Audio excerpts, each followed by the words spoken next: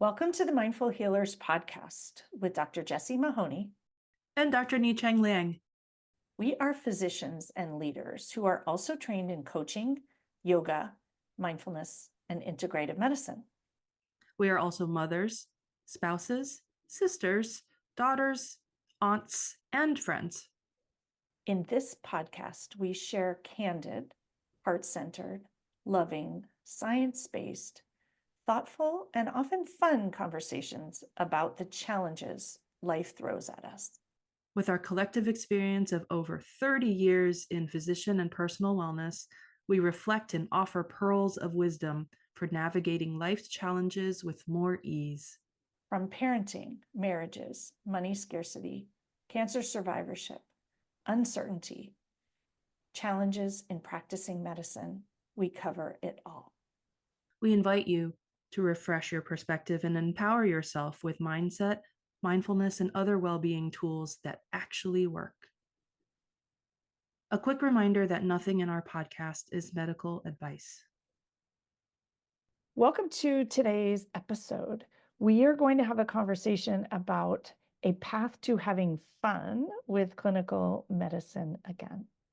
And we have a special guest today, Dr. Cavanaugh, who joined me at Sagrada in 2022.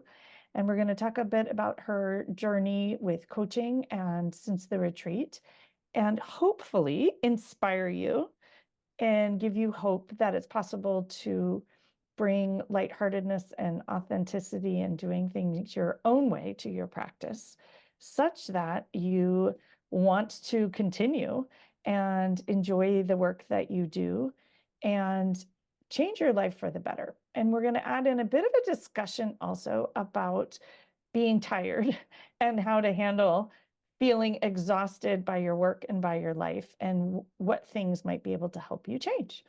So with that, thank you so much for joining me. And I'm hoping you will introduce yourself, give us a little bit about your background and your coaching journey and how we ended up here today.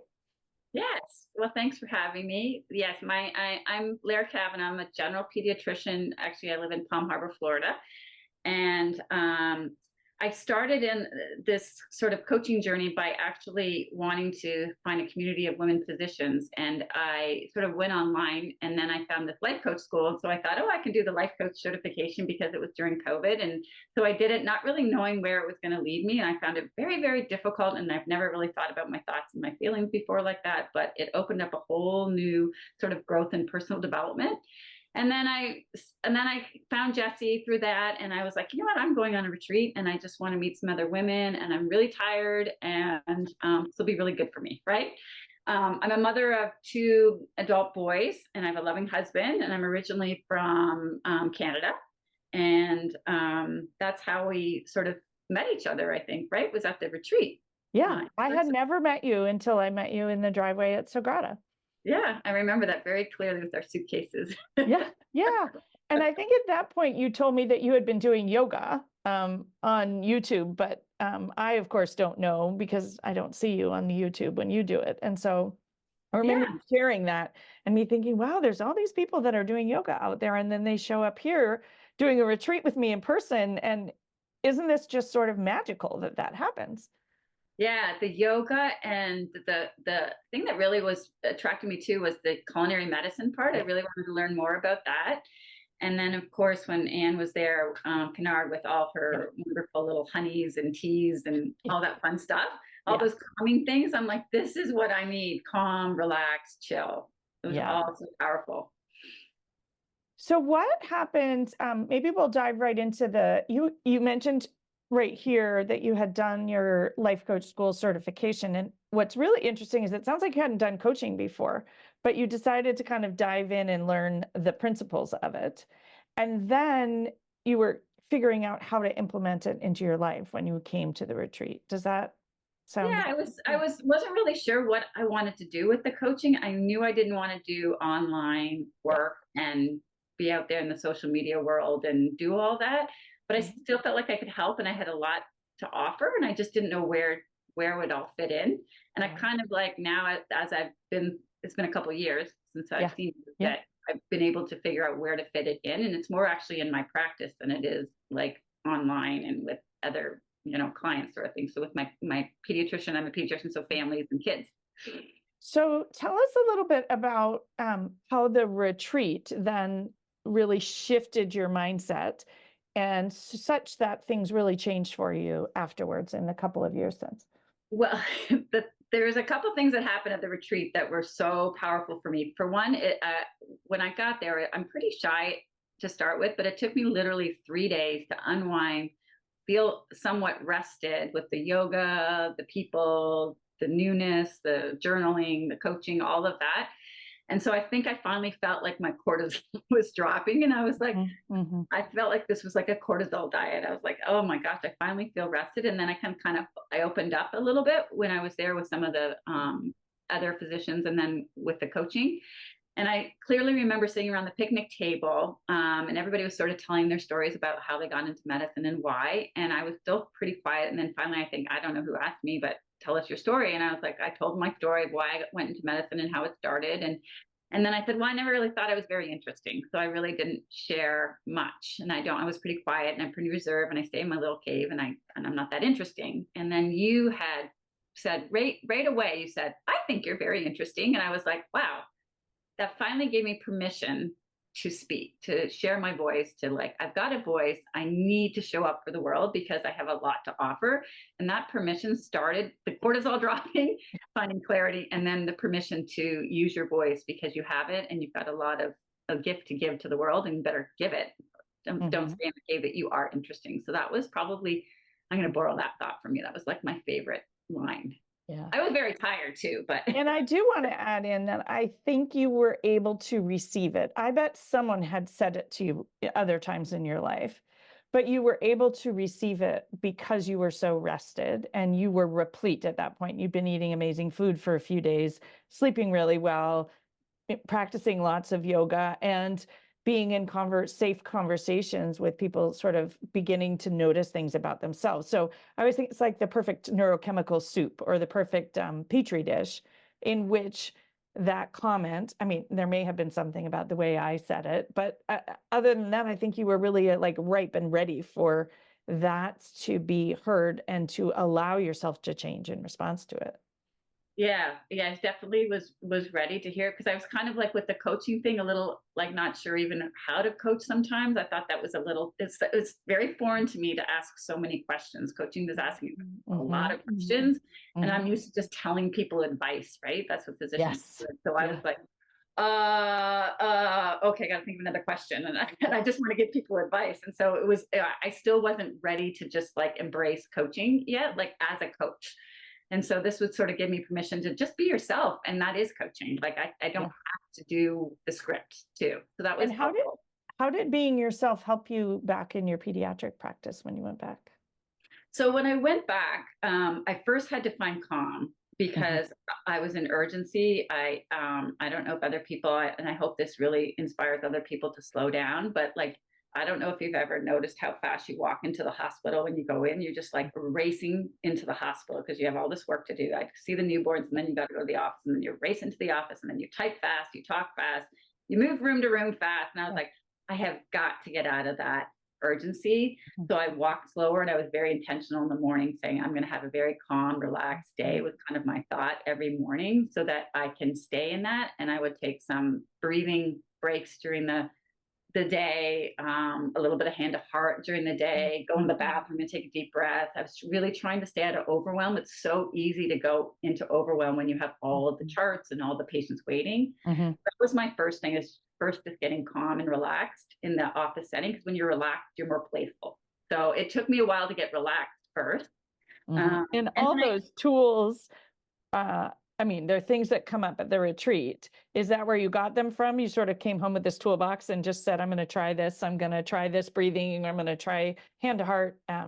I talk about it all the time in this podcast, but we practice it. And so you go home with that and you just implemented it wherever you could to see what worked. Yeah, 100%. And then transitioning home when you're tired. I would be like so exhausted when I came home, and I was like, okay, I'm going to go put my feet on the wall. So I definitely had to get out of fight or flight. I had to get out of sympathetic overdrive before I could even like have fun at work again. And I also did a few other like small things, like I with my charting, I made it good enough. I didn't really care if there was the grammar was off, or sometimes there's a spelling mistake, or it wasn't as complete and as excellent as it always is. I just kind of had to let go of that a little bit because it didn't really make my patient healthier. So I was, I mean, grammar's not, they're not going to worry about the grammar. And also people pleasing was a problem too. Like I tended to like, I didn't say no to anybody. Like if somebody came in, I'd see them. If somebody needed something, I would do it. And so I was I had to put up a little bit of the boundaries on saying no, so that I could stay in out of overwhelm, or I schedule them later, or can they wait till tomorrow, or whatever that was. So when you came back from the retreat, it was really, it sounds like with this intention, very deliberate to, I'm going to say sustain calm, because I know on those last few days you had calm, you'd figured it out, to bring it into your life, integrate it, and then be deliberately intentional about, I heard stay out of overwhelm a whole bunch of times. Yes. I had to just practice that. And what you practice grows, as we often talk about. Right? So not practicing urgency and practicing more of the calm and the overwhelm over time, it sounds like led to a different experience in your practice. Yes, 100%. And then I think what happened was, then I decided that I would use some of my coaching tools and teach my patients similar things, like teach them some of the breathing exercises with my anxious patients, and teach them some, I love the one, I don't know if you got this from the coaching about the barking dog and the wise owl that flies away to Primitive Bay. I love that one. So I teach the little kids that all the time, about your dog barking and your wise owl, and then the parents' wise owl flying around the room, and then everybody's wise owl, and nobody's thinking clearly, and everybody's upset and frustrated and angry and, you know, raising their voices. So I found that one really helpful. Then the other thing that I do for my teenagers, I, instead of telling them, you know, and putting them into, I would put them, I felt like years ago, I would put them into shame. I'm like, oh, why aren't you eating your fruits and vegetables? And like, you know, how many hours of sleep you should really be getting, you know, 9 or 10 hours sleep. And like, that wasn't changing any behavior. So it's very frustrating when you have such an obesity epidemic here and we're not making a dent. It's just getting worse for kids. So it's very frustrating. And so I was like, you know what, if I know if you just make one change, then, and motivate them to change a habit, that it'll just sort of like multiply and hopefully momentums will shift. And so I started playing with them, and I really make them tell me what you want to do. How do you want to get better? And sometimes they don't know. And I'm like, well, what are you good at? And like, what do you want to get better at? And they start to open up about their sports or their violin or their theater or their dance, and how do you want to improve on that? And then they tell me, right? And so I try to get them one habit a week to change, and I'm hoping that they do. But it seems like they're more responsive and more receptive to that than just telling them and putting them to shame. Well, you should be eating your fruit and vegetables, and you should be getting sleep, and you should be off your phones, and, you know, blah, blah, blah, blah. Well, and so, it sounds like you decided to approach it from your own, what felt good to you, and see what happened. It's almost like, I often say, like, it's you know, a test of change. Well, I'm just going to try practicing this way and see what happens. And it became more fun. And as you mentioned to me, you had momentum. Your patients actually were beginning to change, and they were connecting better. Yeah, I think the connection is the biggest thing, is connecting with them to see what they need, what's going to help them instead of what we want them to do. That was really, really powerful. And I actually help a lot of mothers more too with their own anxiety, because it's such a worry for them. And I talk to them about the buckets, you know, and I talk about control buckets and your torture bucket and all those things. Like, wow, that's really good. I like that, or whatever it is, right? Or sleep, or and I think there's so much, when we learn this for ourselves, we can then share it, right? When you start practicing calm, you show up in the room more calm, and people are like, what's she doing? How do I get more of that? Or, you know, you can't really explain some of these coaching concepts unless you've been coached and you understand how they work. And so then you can say, oh, well, I think about it this way. And it's much more authentic than that advice giving, which is what in pediatrics we do so much of. And one of the things you just mentioned, I think, is really pertinent here, is it's advice giving with a sprinkle of judgment on top. So we don't put the judgment out, right? And that's where the shame, blame, and guilt comes. And we're trained, we judge ourselves, we judge our colleagues, we judge our patients. And so when you remove the judgment and you show up with non-judgment, which would be the mindfulness, then all of a sudden people are listening and connecting and making more change, hopefully. And if they're not, at least everyone's still having more fun.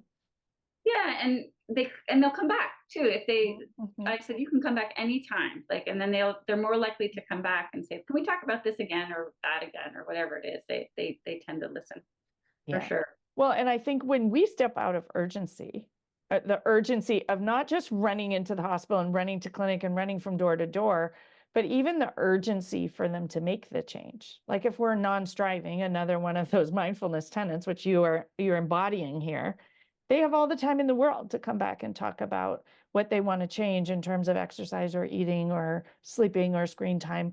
And when we show up that way, all of a sudden, I find that people are much more receptive to changing. And it's funny, I actually say that to my patients when we look at their screens, the teenagers. I say, pull up your phones. Let's look at our screen time. And I go, this is no judgment here. This is purely educational. Let's look at it. And we go through it and we look at all their social media. And I said, you know what? I had one patient on TikTok for 27 hours in a week. And I was like, oh my gosh, that's a lot of TikTok in a week. And I was like, oh. So I was like, well, what thing would you like to change from this? You think, what, if you had an hour a day extra to do something, what would you want to do with that hour? And so open up that possibility of like, what's fun and what other things are more joyful and give you, your brain a little bit of a break and getting off some of these social medias. And I've actually had them like put on their own screen limits in the office. Yeah. And I'm like, oh gosh, I can put that. I'm not doing that much anymore. That's not good for my brain. Dr. Cavanaugh says that's not good for my brain. And it's not the AIP checklist, right? It's actually helping them think strategically.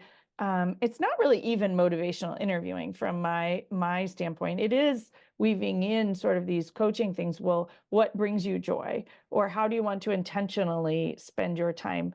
The other thing you mentioned there is that you can't change things unless you see them. And we talk about that in coaching a lot. Like we can't change our own habits. We can't change our urgency if we're not aware that it's there. We can't change our sympathomimetic storm if we're not aware that that's a not normal space to be in. And so once we see it, we can change it. And the same is true with their patients. Yeah. And I never really thought of it that way. I don't think, I think it was never taught that way. I think maybe No, even. it wasn't. I think that was, I must have missed that lecture. Yeah. No, there was no lecture. At least when you and I trained, there's no lecture because we're in the same sort of generation, but I don't think there's a lecture now. And what I really love about this whole conversation is there's no right way to do it. Because the way that you are going to connect with your patients when you show up authentically is going to be different than the way that I'm going to connect with my patients. And it's really figuring out, well, what approach works best for your personality and the way that you like to practice and what works best for mine. I think we get so caught up in all the check boxes of it that we miss so many opportunities to help people be healthier and happier. Well, and I think too that brain health and the emotional health trumps even some of the other things that we spend so much time on.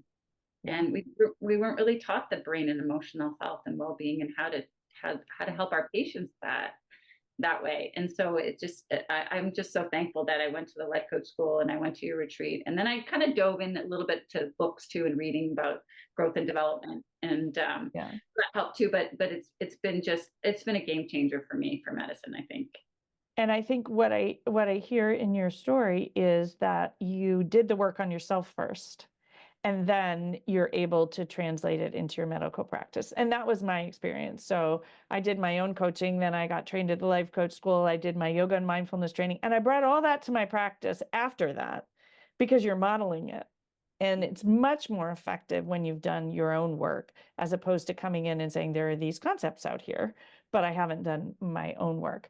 And I'm thinking back to one of the things that I love so much about the retreats is you're not just talking about mindfulness, or you're not just talking about yoga, you're actually doing it and actually learning how to do it. So if you go home and put your feet up the wall and you understand what it means to rest and restore and what it means to pay attention to the transitions, for example, it's so much easier to suggest that a mom I'm thinking of like a toddler mom, put her feet up the wall in a transition, or when the child's napping, or even with a newborn. Can you imagine putting your feet up the wall? That would be amazing. I wish I had that skill when I had newborns.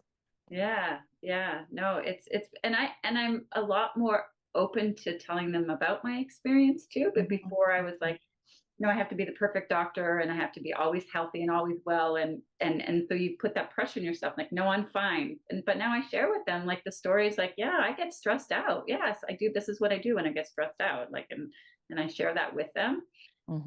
Even I have some of my menopausal moms, and they're like, I can't sleep. I'm doing all these things. And I'm like, well, what can you let go of? And they're like, nothing. I'm like, well, who can help you then? Like, and I started asking more questions instead of telling them, right? So it's been so valuable to learn how to ask really good questions. I love this idea of curiosity, which is the asking good questions. And I actually will say, I know that you listen to the Asking Good Questions workshop, because you comment on a lot of the workshops that I do. If you listen to them, even since then, it's sort of been your practice of ongoing learning and ongoing incorporation. Yeah, I think it's still, I just love it. And one of the things that I read recently, and I'm reading so many different books, I can't remember where I get them from, but the one lesson that I really learned that really resonated with me recently was the reason that you get personally better and grow and develop is that so you can share that with others. So you can make others better and grow and develop, right? And I was always like kind of in my own little personal growth and development. I want to nourish my body about healthy eating and exercise and sleep, but it was for me. But now I'm like starting to realize, okay, well, it's really not for me. It's so I can show up for everybody else, even better version of me. And that takes it even further. I think some people struggle with putting their own oxygen mask on first. So then I changed that to, well, will you just put yours on also? But I do think it's this idea, when we do that, we're able to bring so much more to other people, and we're actually able to hand out oxygen masks to everybody. And that's really the ripple effect of this work. And whether it's an oxygen mask or understanding, how you can eat differently, or how you can sleep differently, or how you can rest and restore in ways that are different than you thought. And I would love to pivot a bit to talking about this resting and restoring, because I remember very vividly when you showed up at Sagrada, your main complaint was being tired. And you and I are both in that menopausal phase of life where we do get tired. We get much more tired than we used to get. But it was a real thing in your brain, and it's a real thing, and probably your body too, to be fair. But it's something that so many people in medicine feel, just completely exhausted. And you found ways at the retreat and since to feel less tired. Do you want to share them? So, well, when we was at the retreat, the first kind of aha moment was when you said you're resisting being tired, and I'm like, as if like accepting it, I will actually struggle less with it, and I will feel less tired. And I was like, oh, I really never thought about this. And I just did. You were resisting so hard being tired.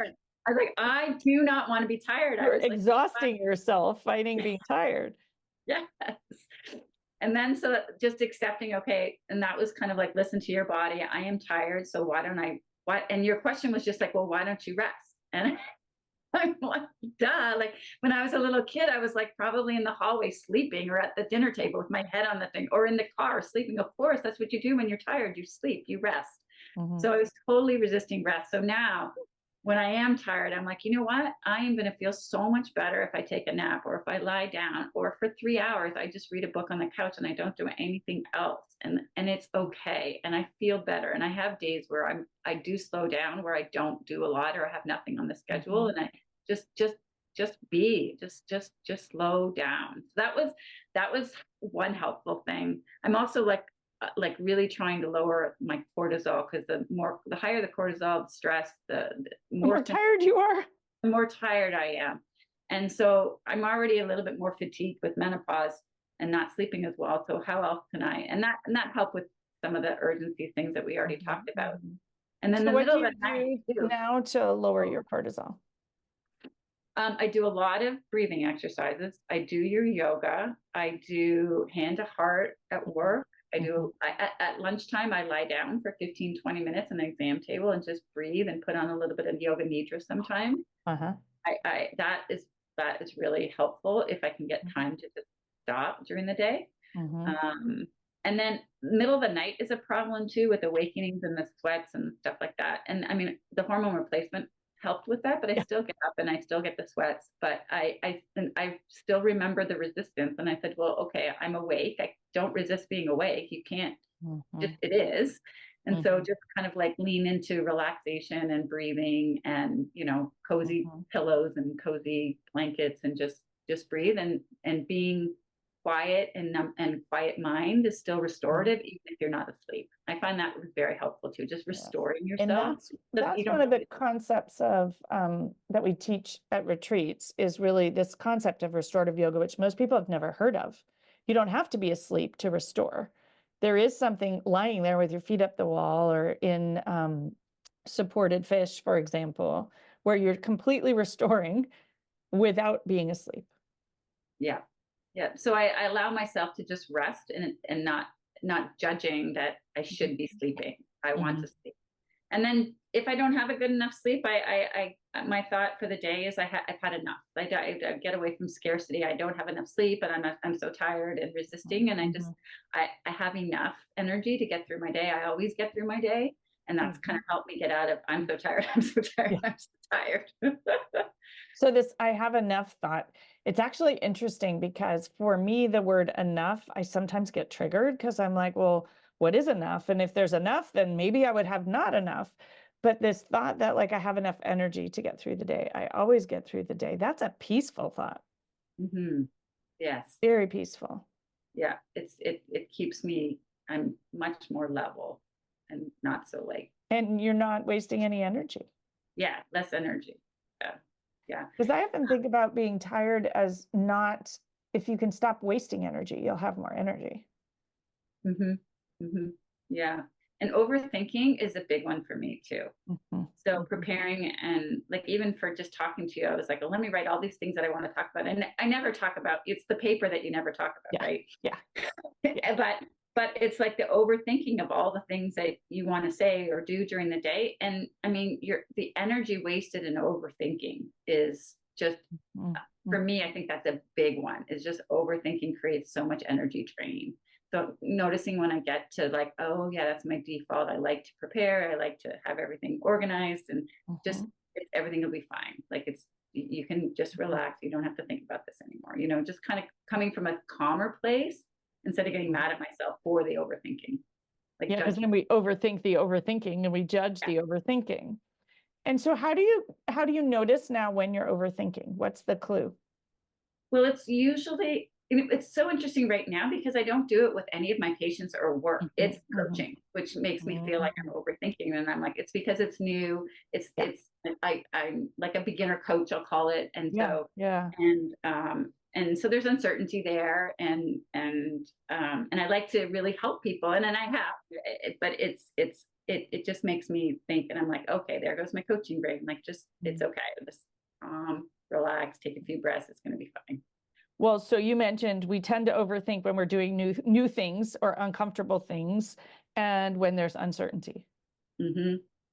And unfamiliar. And maybe when it's out of our control, that's the other thing where many of us tend to overthink. We try to think, if I think harder, it will be in control. And if we think about our training, we were taught overthink. The more you think, you'll figure it out. And I remember being up in the middle of the night, trying to figure things out with patients. I just think about it harder, when that's not actually the truth. If I slept, I might actually come up with a better answer in the morning. So, you know, but I think that we were taught that read about it longer, read about it till you fall asleep on your book, and that the overthinking is somehow valuable. And yet most of us know it's actually just exhausting. It's just exhausting. Yeah. But unless you know that you're doing it, you're just going to keep on doing it. Right. And so you have to start to, like, that's where your pause comes in, and being present, right? Like, it's just that mindfulness. Oh, this is my overthinking brain. Yes. And naming it, right? It's like, I know exactly what this is. This is what my brain likes to do. It likes to go there. Maybe control, fear, who knows what the future is, but just it becomes this thought pattern that you have to really start to notice, to pause before you can change it. Yeah, and I'm thinking to what you reflected on in the beginning, which is moving more slowly and being calm. It makes it so much easier to notice when your brain's spiraling out of that because you're used to it. Whereas if your baseline is overthinking all the time, you don't notice it and you just live in it constantly. Yes, yes. And I don't think I recognized overwhelm until after the retreat. And I came back and I was like, I could see my brain, the messages would climb up and all the notes that were unfinished. And then you're like, okay, we go into overwhelm and scatter. And then I could feel my heart rate go up. And I never noticed that before because I just kept pushing through. Yeah. And now I try to just stop and just like, all right, go to the bathroom, take a breath, just relax. Everything gets done. Just calm. So and that's yeah, that's the beauty of spending several days figuring out what it feels like in a different state, because many of us haven't been there in years, or perhaps ever. I was coaching someone today who is recovering, and it was the first time since 2005 that she had taken more than 3 weeks off to like rest. Now she's recovering from surgery, but still, it's like, wow. Well, of course it's uncomfortable. You don't take more than 3 weeks off in almost 20 years. Yes. Yeah. No, and and you also, when you do take the time off, sometimes you're judging yourself like you should be doing something too, because you're so used to doing that you don't stop and just like I sometimes get anxious, like, what am I going to do? Yeah. Well, that's the power, I think, of a retreat, actually, which I hadn't really thought about. Everyone else is resting too. Every woman physician in that room has their feet up the wall. And so that's clearly what you're supposed to be doing. And I think it gives you the permission to rest, and a community of people that are all trying to figure this out. And it creates a sense of safety. Yes. Yeah. The retreat I found was so valuable for that, for getting me into a calmer state. I don't know that I could have done that without the retreat, honestly. Yeah. Like I feel like I needed that 5 days away from family, everything, dogs, everything, work, and just be in that space. And especially with other women physicians that are like similar mindsets of like how they all had different stories, but similar mindsets. I think actually, as we're having this conversation, I'm realizing that there are people who I've been coaching, and I'll just say, like, you just need to come to a retreat. Like, you have to come turn it off. And I think they were like, what is she talking about? But it's actually really true that at some point you have to gift yourself that time. And if you can't do it at home and you can't pull yourself out of it, then sometimes we need that. It's a gift that is like the reset. And if you don't hit the reset button, you don't have those tools that you need. And honestly, like, I think when I was deciding whether to go or not, I was like, okay, this is a lot of money, and like investing in yourself was so powerful. Yeah. And I just pressed the button. I said, just pay it. I was very impulsive. I'm doing it. Just pay it. It's not that much. And you know what? It was way worth more than what I paid for it. Like, I mean, it's probably given me longevity. Yeah. In my career, in my life. Yeah. Right. Yeah. It's so powerful just to have calm and peace and relaxation in a community with other women physicians. And what comes to mind there actually is, the retreats are expensive, and part of that is because they're small. So they have to be. And it's really a unique opportunity. Like when we go to a big conference, and even if it's a wellness conference, it's a very different experience. You're doing something different. So to have this experience that's small and safe and nourishing in that way, it's not something that I've actually ever seen anywhere else. Yeah, I don't really want to sit in a big conference room around tables that have like linen on them and water with ice cubes and like, I don't know, that doesn't really appeal to me, especially at my age. I just really like, and I feel safer with smaller groups. That was because I was very shy. Now I can't stop talking, but but it was. I will say that for many people, it's hard to come, and maybe they're shy, so they're worried about coming. And it's hard to sort of say, wow, I'm really worth this. But I have not had anybody at the end say it wasn't worth it. In fact, many people have come back 2 and 3 times, saying someone from your retreat has come back the most times of all. Yeah.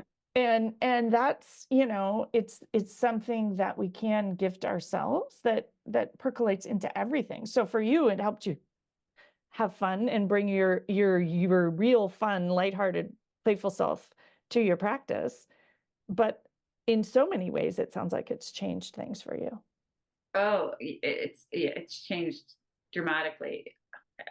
I enjoy going to work. I call it time well spent now. I don't call it work anymore. It's just time well spent because Yeah. it's so fun. I mean, I'm so lucky though for pediatrics. I'm in private practice.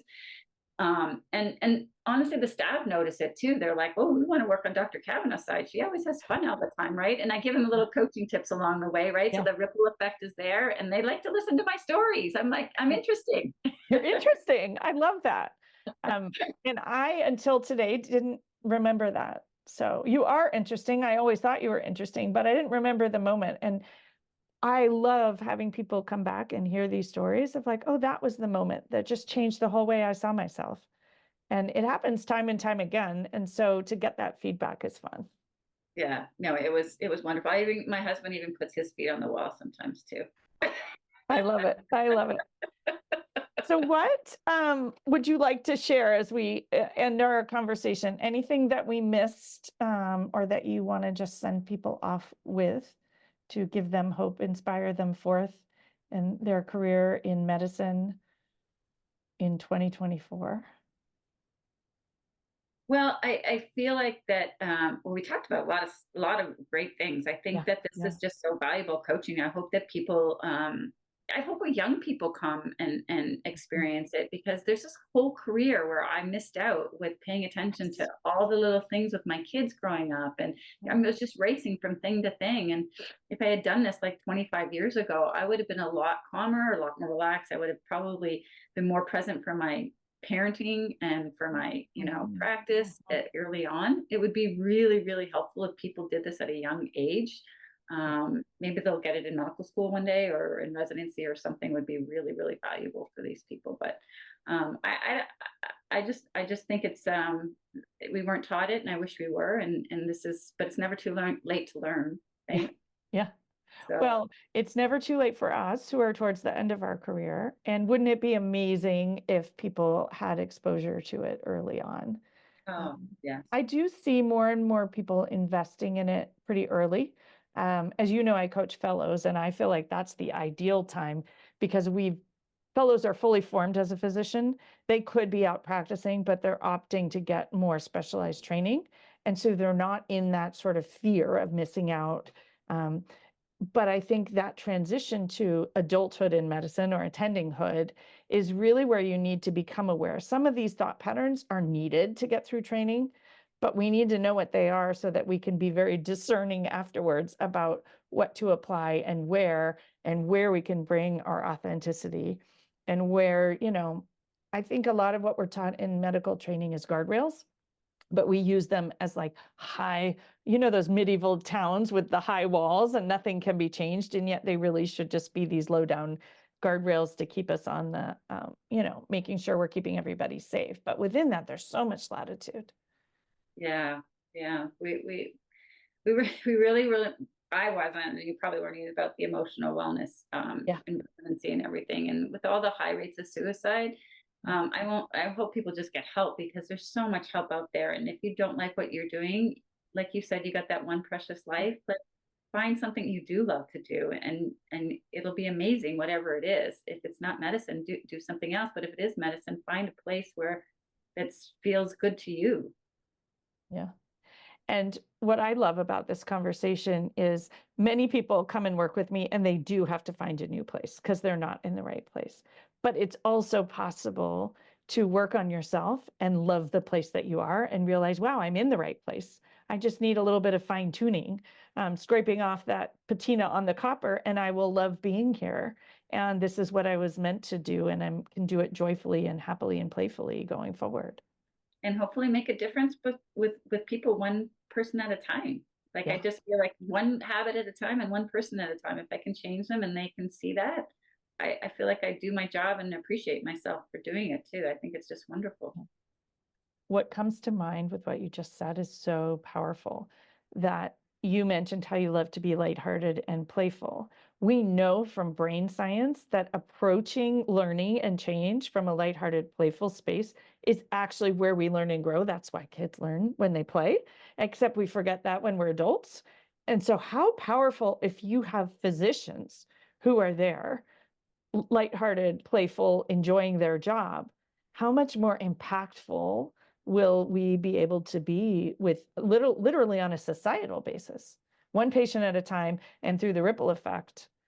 Yeah, yeah. I just devised, because you told me I'm so interesting, I just devised a 12-week to wellness program for my patients for metabolic health. And it's like a every other week there, I'm going to try to get them to come in and mostly for the obesity, but to learn about the emotional side of overeating and the brain and excessive screen time, what it does to your body and all these things. And I finally had the courage to just say, you know, I'm just doing this. Like nobody else is going to do it. So I am just going to do this in my practice. We have 20 pediatricians. So I sent it all out to them. I said, this is what I'm doing. If you guys want me to do a webinar, I'll share you what I know. And we just need to get our patients in because once a year is not working. And I said, this is what I'm doing. And I just said, I'm starting it and, you know, I'll experiment and I'll change it as I go. But I would never have done that if I didn't think I was interesting. Like I seriously believe in that. Yeah.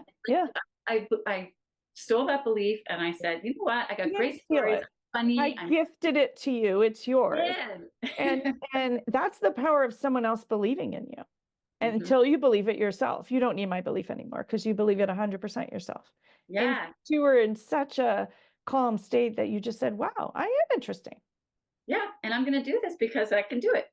Yeah. And it's okay to make a mistake. And it's okay if people don't come back and they no show, I'm okay with it. But you know what, if I change one habit, I'm still doing a good job.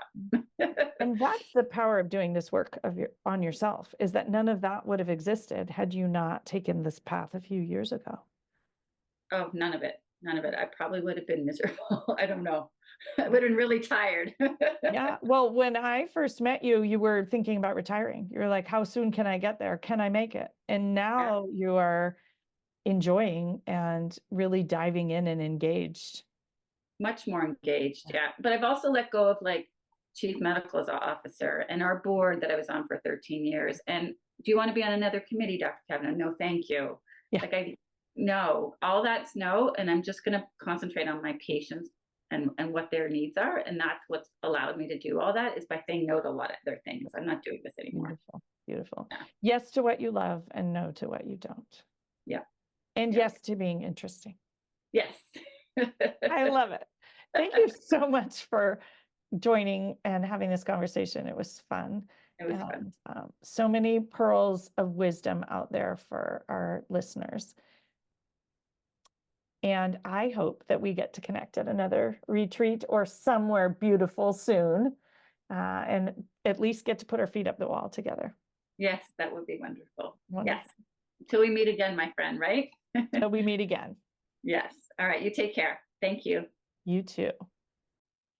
Thanks so much for joining us. We encourage you to dive into the show notes for each episode for more learnings and resources. We also invite you to take a listen to the many other Mindful Healers podcast episodes, and please share the podcast far and wide with colleagues, friends, and family. If our message and approach resonate with you, we would love to work with you. When you listen to a podcast, you consume information, but when you work with us, you can actually practice and change. We offer coaching and mindfulness experiences, talks, workshops, retreats, and more. Connect with us at themindfulhealerspodcast.com. The content of this podcast is not medical or life advice. We invite you to participate in the mindful moments we offer at the end of most of our podcasts, but please only do so safely.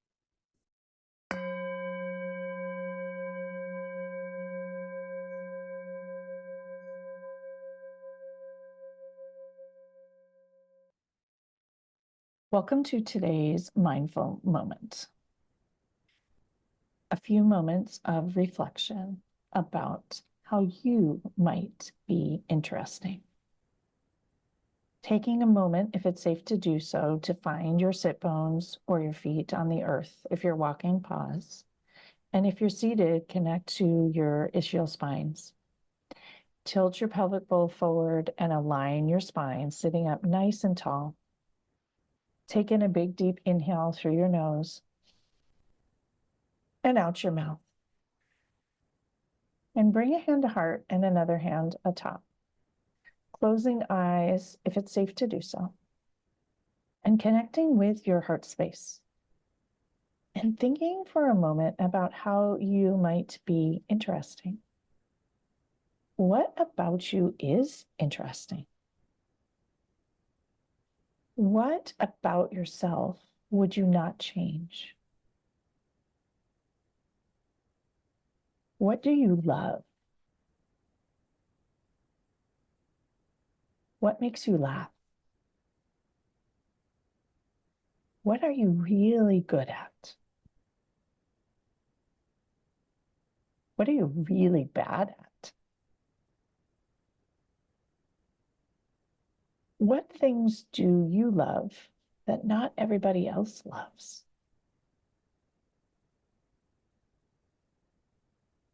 What are you passionate about?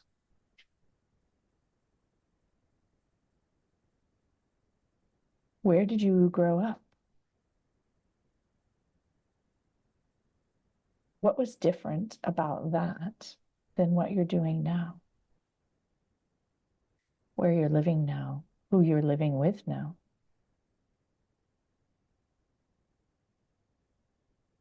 Do you find other people interesting? Coming back to your breath, breathing in through your nose and out through your mouth. 4 more deep breaths, breathing in this idea of how are you interesting? How are you unique? What is different about you?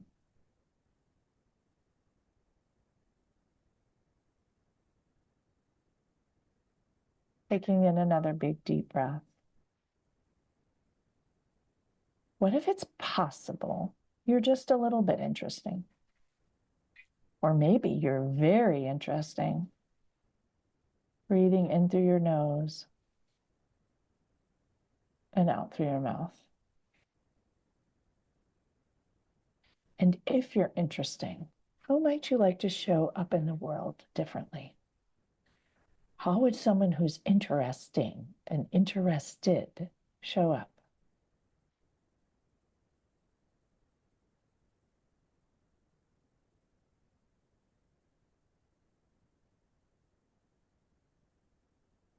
Taking 2 more deep breaths, enjoying feeling interesting, being interested, just noodling around the idea of interest, breathing in and out. And you can slowly lower your hands, open your eyes, letting the light back in, taking a moment to transition and looking around you. Does the world look different if you're interesting? What is interesting around you? Is the world more fun when things are interesting? You are interested. Other people are interesting. Thanks so much for practicing with me today. I hope you have a day of exploring what's interesting. How are you interesting? How is your life interesting? How are the people around you interesting? How do you feel when things are more interesting? Have a great week.